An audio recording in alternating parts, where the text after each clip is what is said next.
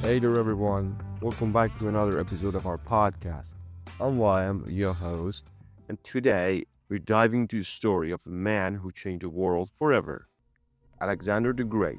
From being raised in the shadow of his father's legacy to conquer empires and spreading Greek culture across the known world, Alexander was more than just a conqueror. He was a force of nature. So buckle up, because this is a ride through history, strategy, and ambitions like no other. Alexander was born in 356 BC in the Kingdom of Macedonia. But he wasn't just your average prince. Even as a kid, people were talking about his greatness, some even saying he was destined for godlike power. His mom, Olympias, was always telling him that he was so special, that he was born in a divine blood. In fact, he was so convinced of this that when he visited the Oracle of Delphi, he asked, "Am I really the son of God?" The priest famously replied, "You are the son of Zeus, and your destiny will outshine all men."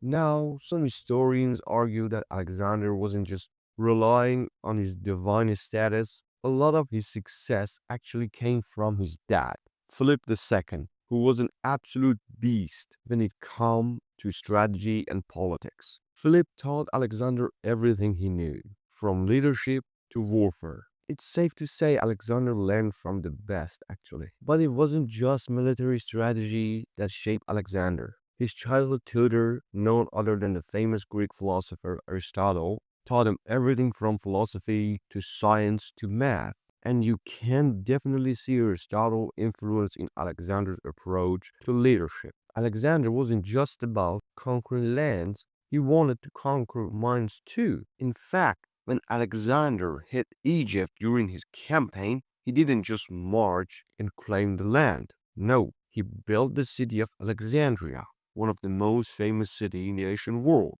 It became a melting pot for Greek and Egyptian culture, and it showed how deeply Alexander was invested in spreading Greek ideas wherever he went. After his dad's death in 336 BC, Alexander wasted no time. He took over the throne and immediately faced challenges, not just from external enemies, but from within his own ranks.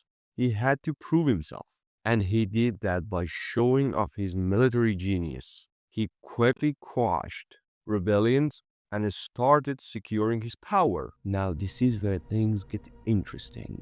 Alexander didn't just stick to his backyard. He went on a conquest that would stretch all the way from Greece to India. His first major victory came in Asia Minor at the Battle of Issus, where he faced off the Persian king Darius III.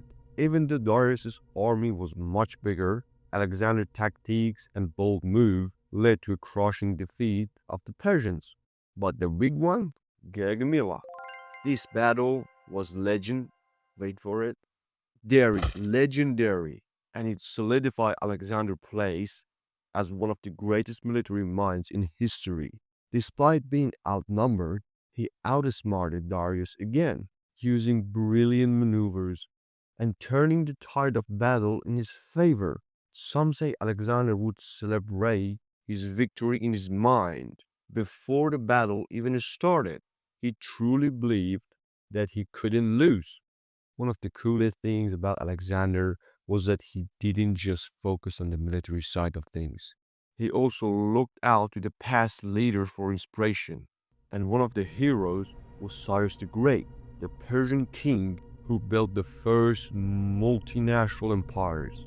After conquering Persia, Alexander made a trip to Pasargod, the tomb of Cyrus, to pay his respect. What Alexander took from Cyrus was a deep respect for the cultures he conquered. He admired how Cyrus didn't just rule with an iron fist.